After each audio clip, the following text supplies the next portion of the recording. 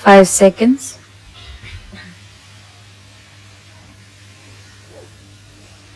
Madam, in respect of this bill, along with the amendments which have been brought from the side of the government, after discussion yesterday, broadly we welcome the bill itself.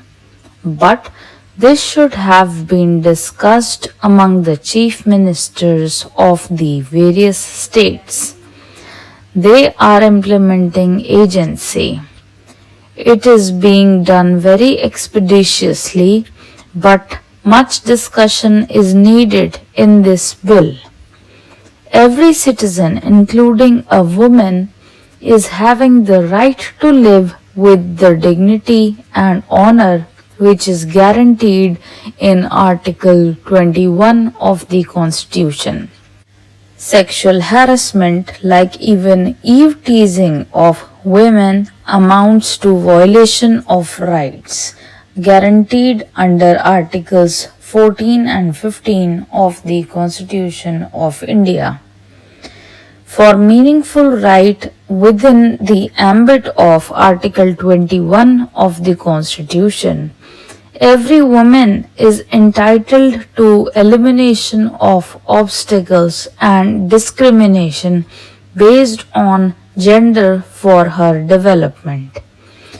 Women are entitled to enjoy economic, social, cultural, and political rights without discrimination. The primary concern, both at international and at the national level, is about devastating increase in rape cases and cases relating to crime against women. India is no exception to that. Sexual violence is not only an unlawful invasion of the right of privacy and sanctity of the woman, but a serious blow to the honor. It leaves a traumatic and humiliating impression for her conscience, offending her self-esteem and dignity. Rape is not only a crime against women, it is a crime against the entire society itself. It leaves a scar on the most cherished possession of woman, that is her dignity, honor, reputation, and not the least her chastity. It destroys entire psychology of a woman and pushes her into deep emotional crisis. It is a crime against basic human rights and also violates the victim's cherished rights. In that context, today, it is a very important day because this bill has come. This bill is most demanding bill which has come today. It really needs support in the sense of the term, but here we have certain points. We have given certain amendments. Those amendments are also similar to the amendments of the government. Madam, experience says that these types of offences are sometimes seriously abused. Today, the experience says that the offences in relation to clauses 490 and 498A of the Indian Penal Code are seriously abused in our country itself. This should not be abused. If it is abused, it would be totally insignificant.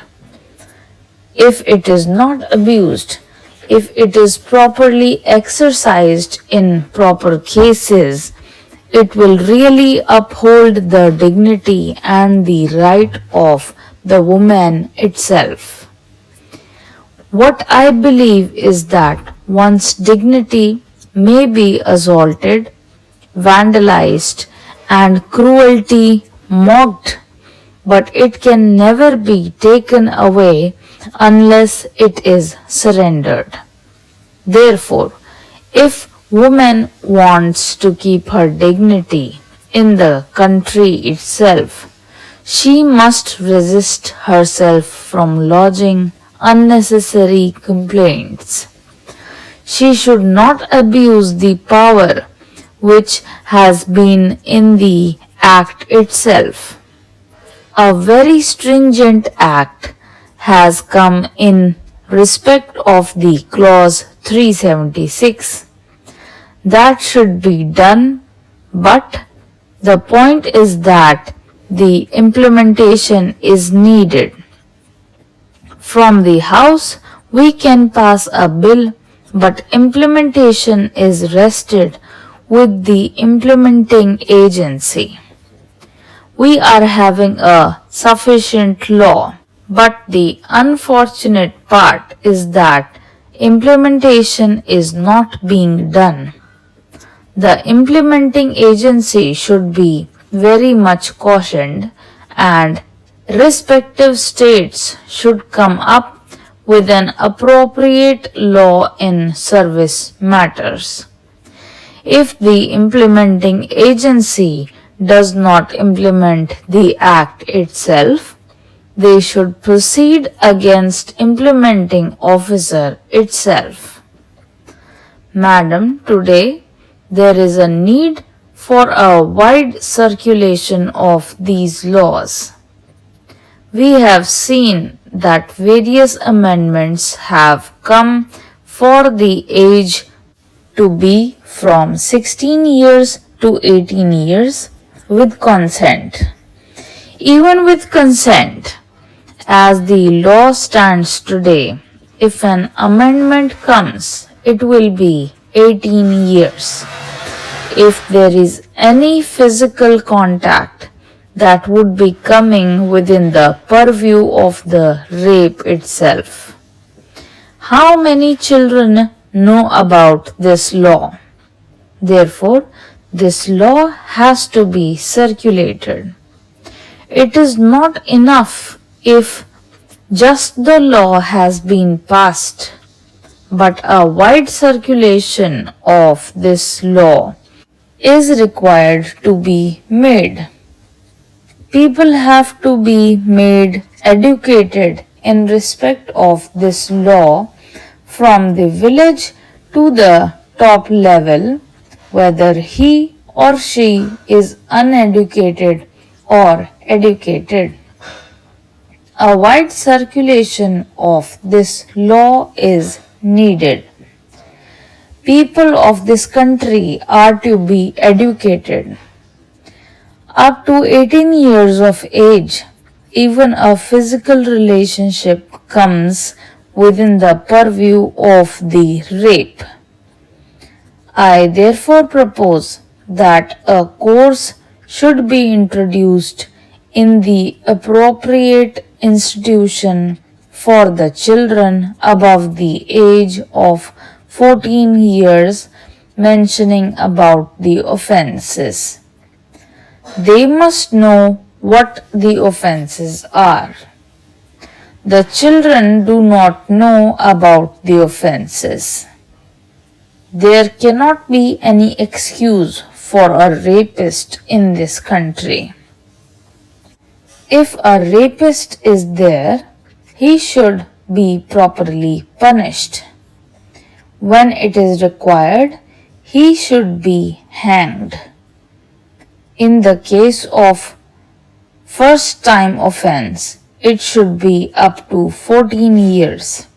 In the case of second time offense, it may be a life imprisonment till natural death or death penalty.